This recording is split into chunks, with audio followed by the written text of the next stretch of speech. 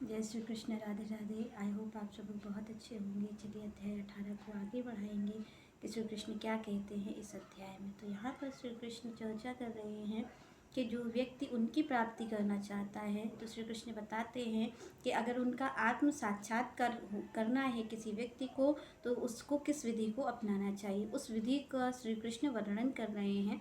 तो यहाँ पर श्री कृष्ण सबसे पहले कहते हैं कि अगर कोई उनकी प्राप्ति करना चाहता है तो उसको अपनी बुद्धि को शुद्ध करना होगा। यहाँ पर श्री कृष्ण कहते हैं कि जो अपनी बुद्धि है उसको शुद्ध करिए, मतलब सत्संग में जाइए, भगवान की कथा सुनिए, जिससे कि उससे क्या होता है, बुद्धि हमारी शुद्ध होती है। दूसरी बात श्री कृष्ण कहते हैं कि दूसरी चीज़ क्या करनी है कि मन को वश में करना है। मन को वश में करना है तो मन को वश में करने की विधि क्या है कि मन को हम किसी तरीके मार नहीं सकते, पर मन को वश में करने के लिए क्या होता है कि मन जो संसार में लगा हुआ है उसे श्री कृष्ण के चरणों में लगाना होता है। बस हमें एक जगह से उठा करके और दूसरी जगह रखना होता है, क्योंकि मन को मारा नहीं जा सकता किसी भी तरीके। आप देखिए कि जो भी आपकी बॉडी में एनर्जी है आप उसे मार नहीं सकते, या तो वो अच्छा कार्य करेगी या बुरा कार्य करेगी। अगर आप उसे अच्छा कार्य में लगा दोगे तो आपको सुख प्रदान करेगी, बुरा कार्य में लगा दोगे तो दुख प्रदान करेगी। पर आप ये सोचो कि हम ये जो शक्ति है हमारे अंदर, कार्य की जो क्षमता है, इसको हम खत्म कर ले, तो ऐसा संभव नहीं है। इसी तरीके मन का है, जो मन है उसको हम मार नहीं सकते कि हम उसको मार दे, कोई ऐसी चीज़ हो कि हमने हटा दिया और काम खत्म, क्योंकि मन कार्य करेगा, या तो अच्छा करेगा या बुरा करेगा, या तो आपके हित का कार्य करेगा या आपके अहित का कार्य करेगा, करेगा एक कार्य। तो यहाँ पर केवल भगवान ने कहा मन को वश में करने के लिए, तभी यहाँ पर भगवान ने कहा कि सबसे पहले सत्संग को चुनिएगा,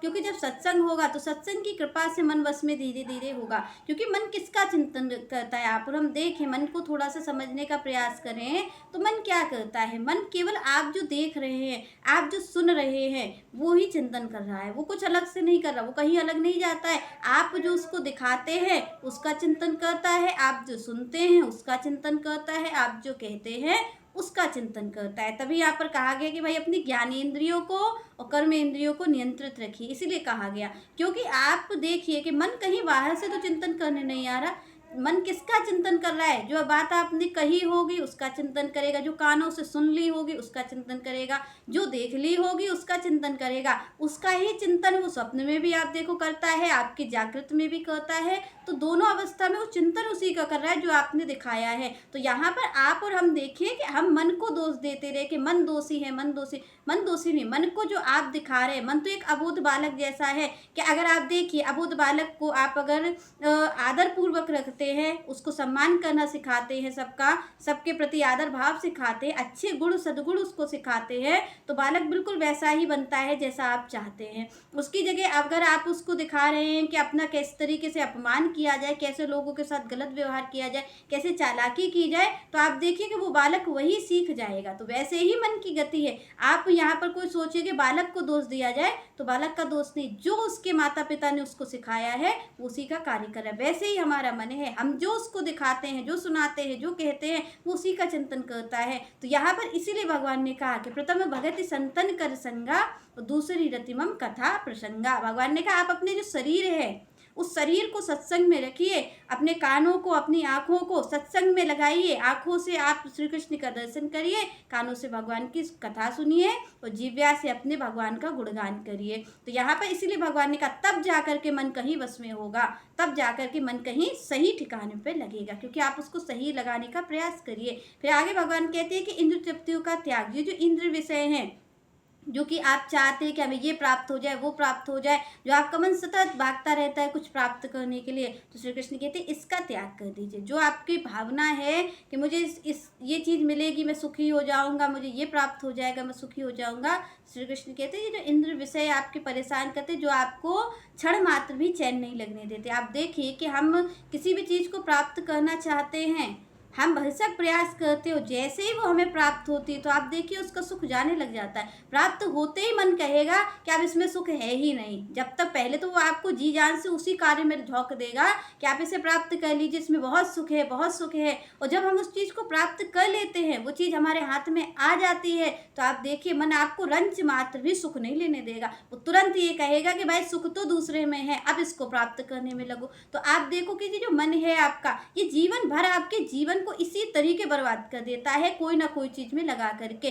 पर वही कि हम अपने मन की ओर ध्यान नहीं देते कि वो क्या कर रहा है, किस धर भगा रहा है। तो इस तरीके से आप हमें ध्यान रखना है। तो भगवान ने कहा भाई इंद्र विषयों का तो त्याग करो। जब त्याग होगा, जब आप किसी चीज़ को पाना ही नहीं चाहेंगे, आप ये कहेंगे जो श्री कृष्ण की कृपा से मिलेगा वो हमें मिल जाएगा, हमें अपनी इच्छा से कुछ नहीं चाहना है। तो यहाँ पर देखिए कि मन आपको किसी और ले जा भी नहीं पाए। आप चाहते हैं, आप कुछ चाहते हैं कि हमें ऐसा मिले, तो मन आपको दौड़ाता है उसी भ्रम में। तो आप देखिए कि ऐसा होता है जीवन आपका हमारा। क्यों हम दुखी रहते, इसी कारण दुखी रहते हैं क्योंकि किसी ने बहुत भरसक प्रयास से कोई मान लीजिए कि मकान तैयार करवाया, और मकान तैयार करवा के वो श्री गणेश नहीं करवा पाया, वो गृह प्रवेश नहीं कर पाया।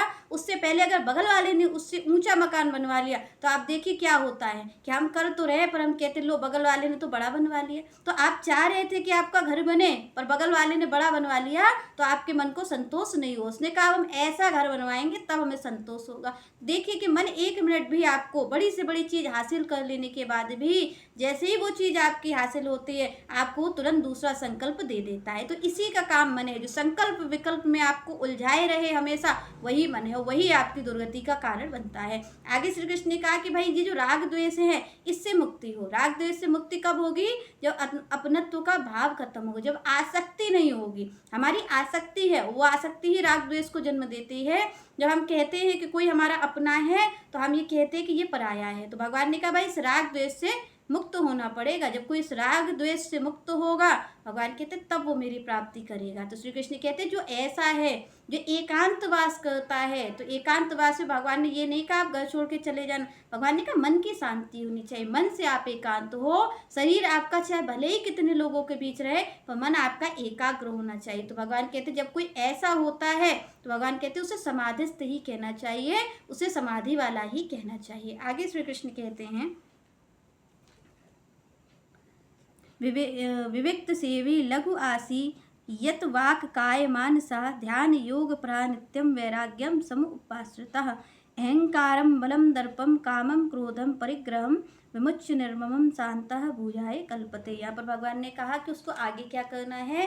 तो यहाँ पर श्री कृष्ण कहते हैं कि 3 चीज़ों पे नियंत्रण रखे, अपने शरीर पर, मन पर और वाणी पर। भगवान ने कहा जब इन 3 चीज़ों पर नियंत्रण होगा, तो श्री कृष्ण कहते तब वो समाधि में जाएगा, तब वो एकांत की स्थिति में जाएगा, जब ये 3 चीज़ें नियंत्रण में होंगी। क्योंकि यहाँ पर 3 चीज़ें ही आपको गलत मार्ग पे ले जाने वाली हैं। तो यहाँ पर श्री कृष्ण ने कहा कि जब वो इस तरीके का होता है तो वो समाधि में होता है। वो आगे भगवान कहते हैं कि जो मिथ्या अहंकार से मुक्त है, भगवान ने कहा जो मिथ्या अहंकार नहीं करता, जो मिथ्या गर्व नहीं करता चीज़ों पर, श्री कृष्ण कहते हैं वो जा करके वही आत्म साक्षात्कार कर सकता है जो इस मिथ्या अहंकार से मुक्त है। क्योंकि आप देखिए कि हमें ये अहंकार ही तो रहता है, कोई भी कार्य अगर हम करते हैं तो हम ये कहते हैं कि ये कार्य तो हमने किया है, ये कार्य तो देखो कितना अच्छा कार्य हमने कर दिया। तो यहाँ पर कई लोगों को तो आप देखेंगे कि भजन का ही उन्हें अभिमान हो जाता है कि क्या हुआ कि मैंने ये तो कर दिया, मैंने तो देखो कितना भजन कर लिया, मैंने कितना नाम जप कर लिया, मैंने कितने का दान दे दिया। तो यहाँ पर श्री कृष्ण ने इन्हीं चीज़ों को कहा कि भाई आपको मिथ्या अहंकार से मुक्त होना पड़ेगा। ये जो आपको लग रहा है ना कि मैं कर रहा हूँ,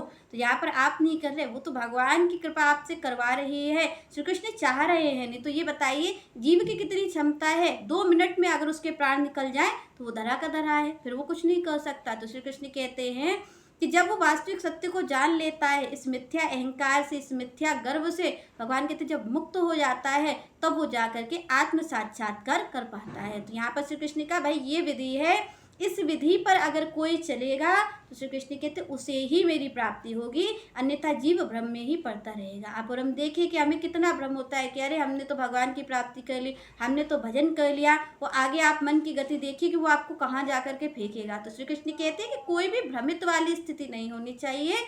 जब यहाँ पर भगवान की कही हुई बात को जब हम अनुसरण करेंगे, उनकी बात का अनुसरण करेंगे, तभी जाकर के हमें प्राप्ति हो सकती है। तो यहाँ पर श्री कृष्ण ने कहा कि इस विधि से अगर आप करते हो तो आपको आत्म साक्षात्कार हो जाता है। चलिए नेक्स्ट चर्चा हम नेक्स्ट वीडियो में करेंगे।